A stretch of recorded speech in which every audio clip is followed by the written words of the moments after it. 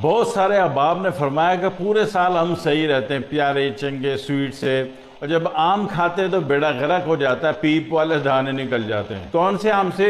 जो कि आप बाजार से खरीदते हो। जी, क्यों?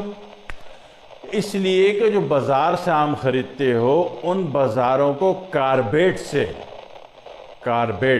कार्बेट से पकाया जाता है। कार्बेट क्या है भाई साहब? कार्बेट बारूद है। तो जब आम आप खरीद के लाओगे तो इस खरीदे हुए आम को लाजमी तौर पर आपने रात को पानी में डबोना है।